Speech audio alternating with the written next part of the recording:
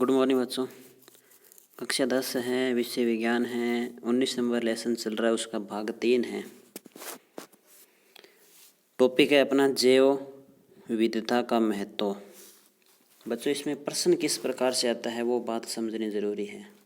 एक तो इसमें प्रश्न आ जाएगा 3 या 4 नंबर का, सीधा आ जाएगी जैव विविधता के महत्व को समझाइए। तो 4 चीज़ों में जैव विविधता का महत्व होता है, उनको विस्तार से लिखना पड़ेगा।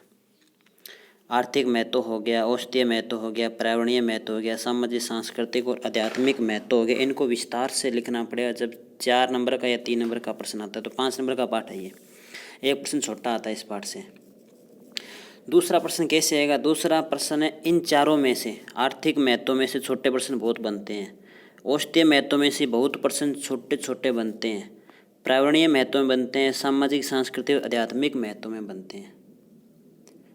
तो इनको हमें ने जो लिखा है वो इस प्रकार से लिखा है कि जो आर्थिक महत्व में छोटे छोटे प्रश्न बन रहे हैं वो सारे आर्थिक महत्व में हमने लिख दिए।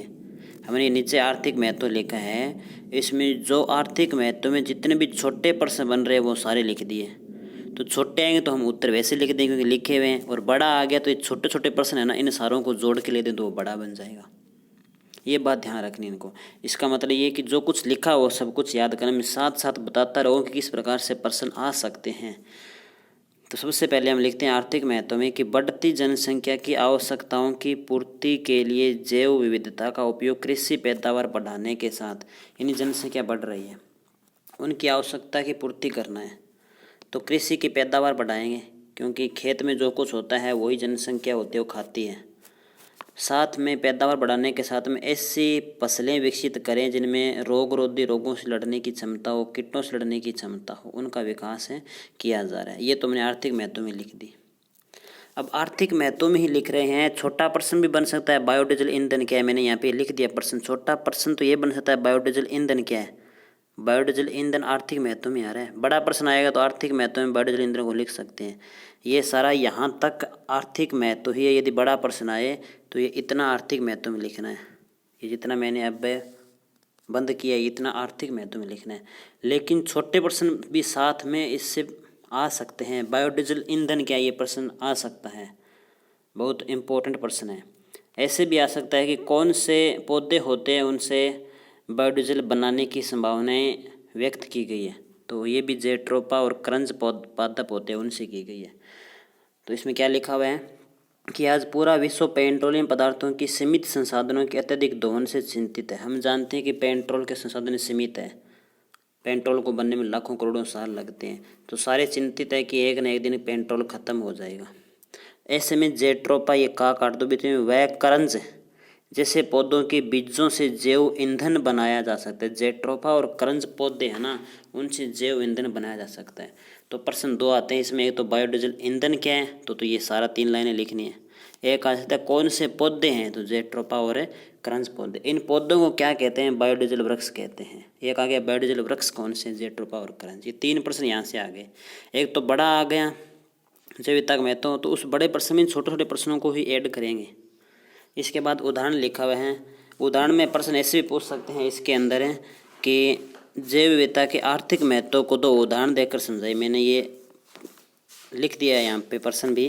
प्रश्न ऐसे पूछ सकता है कि जैव विविधता के आर्थिक महत्व को 2 उदाहरण देकर समझाइए। ऊपर आर्थिक महत्व पढ़ के आगे अब उदाहरण भी इसके साथ पढ़ लिए। पहला उदाहरण है हरित क्रांति के लिए गेहूं की बोनी किस्मों का विकास जापान में पाए जाने नारिन टेन नामक गेहूं से किया गया। जैव विविधता का मतलब होता है भिन्न भिन्न प्रकार के पौधे बोना। ये थोड़ी है कि हमने हमारे खेत में मान लेते हैं, हमारे नहीं, हमारे इलाके में मान लेते हैं, पूरे में हमने गेहूं की एक ही कोई किस्म होती है वो बो दी। कोई प्राकृतिक आपदा मान लेते हैं उसी किस्म के अंदर आ गई तो उस इलाके की सारी फसल चौपट हो जाएगी, तो वो खाएगा क्या? इसलिए प्रत्येक लोग क्या करते हैं, अलग अलग प्रकार के बीज बोते हैं कि इस बीज के अंदर यदि आ जाए कोई प्राकृतिक आपदा दूसरे बीज में तो नहीं आई है, खाने के लिए गेहूँ तो बच जाएगी। ये जैव विविधता है। भिन्न भिन्न प्रकार के पादप बोने चाहिए। हमारे खेत में मान लेते हैं हमारे पास यदि 5 बीघा ज़मीन है तो 5 बीघा में यदि 500 बीघा में गेहूँ बो रहे हैं तो उसमें भी 2 किस्म बोनी चाहिए। क्या पता एक किस्म में कोई रोग आ जाए दूसरी में ना आए, तो खाने के लिए तो कुछ रह जाता है। यदि हमने एक ही प्रकार की वैरायटी बो दी है खेत के अंदर तो उसमें कोई रोग आ गया तो सारा चौपट हो जाए, हम खाएंगे क्या? तो वही तो जैव विविधता है। यहाँ पे ये लिखा हुआ है कि हरित क्रांति हुई है, वो पता है। उसके लिए गेहूं की बोनी किस्मों का विकास जापान में पाए जो नारिन नामक गेहूं से किया गया था। अलग अलग गेहूं की किस्म होगी है। आगे धान की बोनी किस्मों का विकास ताइवान में पाई जाने वाली डी जियो रूज जे नामक धान प्रजाति से किया गया। ये प्रश्न बहुत इंपॉर्टेंट है, कंपटीशन में आता है ये। डी जियो रूज जे नामक धान की प्रजाति है, उससे धान की बोनी किस्मों का विकास किया गया था। ये प्रश्न अलग से पूछ सकते हैं, उदाहरण में भी आगे। अब एक बात और लिखी हुई है कि 1970 दशक में जब है, काट दो बीच में ये, 1970 दशक में जब एशिया महाद्वीप के 1,60,000 क्षेत्र में धान की फसलें ग्रासी स्टंट विषाणु से तबाह हो गई थी। यानी किस विषाणु से तबाह हुई, इस विषाणु का नाम पूछते हैं। ग्रासी स्टंट विषाणु से तबाह हो गई थी 1,60,000 हेक्टेयर क्षेत्र में फसलें। अब देख लो, यदि एक एक प्रकार की फसलें थी, पूरे देश में बोई होती तो उस समय तो चावल का संकट पैदा हो जाता, लेकिन बोई भी नहीं थी। तब इससे तबाह होने का इलाज कहाँ से ढूंढा गया था? तब पूर्वी उत्तर प्रदेश में 1963 में फसलें थी ओराइजा निवेरा। ओराइजा निवेरा से उक्त रोग के प्रति प्रतिरोधक क्षमता विकसित की गई। तो विषाणु का नाम पूछ सकते हैं, ग्रासी स्टंट विषाणु, रोग प्रतिरोधक क्षमता विकसित की गई थी ओराइजा निवेरा, जो कहाँ की थी? उत्तर प्रदेश की थी। यानी ये बहुत छोटे प्रश्न हैं, और ये सारे छोटे प्रश्न जोड़ के हमने आर्थिक महत्व कंप्लीट कर लिया। इसके बाद आज 2 ही महत्व पढ़ेंगे, आर्थिक महत्व में। दूसरा औषधीय महत्व। औषधीय महत्व में लिखा हुआ है कि प्राचीन काल से ही जड़ी बूटियों का उपयोग अनेक प्रकार की बीमारियों के इलाज में किया जाता है। ये पता है अपने को कि जड़ी बूटियों का उपयोग प्राचीन काल से करते आ रहे हैं। कई असाध्य बीमारियों का इलाज जैव विविधता से तलाशा गया है। अब इसमें भी कुछ पॉइंट लिखे हैं, ये भी छोटे छोटे प्रश्न हैं। पहला आगे, एक असाध्य मलेरिया ज्वर का इलाज किसे? सिनकोना पादप, उसकी छाल से। सिनकोना पादप होता है, उसकी छाल से जो कुनैन की दवाइयाँ होती है वो इस पादप की छाल से प्राप्त हुई थी, असाध्य मलेरिया ज्वर। दूसरा है सदाबहार विन क्रिस्टिन विन ब्लास्टिन, 2 पौधे हैं, एक विन क्रिस्टिन एक विन ब्लास्टिन पौधे हैं। इन पौधों का उपयोग असाध्य रक्त कैंसर के उपचार में किया जाता है।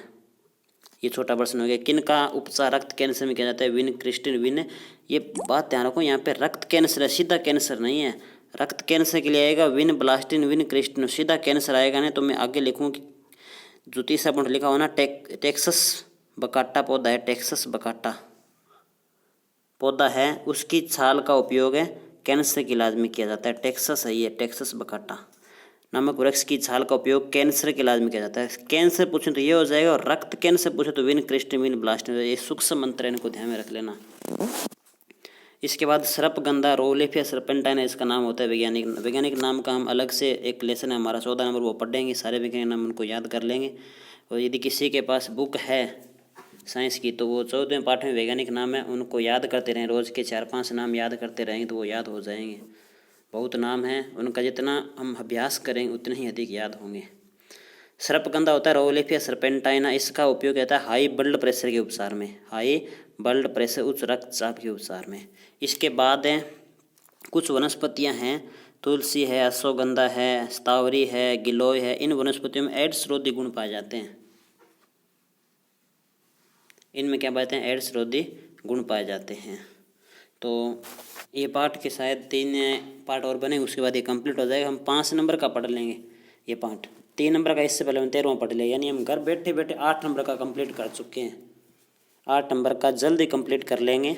2-3 और बनेंगे इसके भाग, तो इनको साथ साथ में याद करते रहें। और जो आगे पार्ट बनेगा उसके अंदर कुछ क्वेश्चन दिए जाएंगे, आपको खुद को करने हैं वो। और प्रत्येक बच्चा है ना उत्तर ज़रूर, मतलब वो टेस्ट होता है एक प्रकार से आपका, तो उनके जो आंसर होते हैं वो लिख कर ज़रूर भेजें मेरे को, जिससे हमको भी पता चले कि आप कितने के पढ़ते हो घर पे। हम इतनी मेहनत कर रहे हैं तो उसका कुछ अच्छा परिणाम होना चाहिए। तो आप टेस्ट ज़रूर देवें और कॉपी अपनी चेक ज़रूर करवाएं। टेस्ट की कॉपी होती है वो, और इन को अच्छी लिखाई में लिखते रहें और याद करते रहें साथ साथ में। धन्यवाद।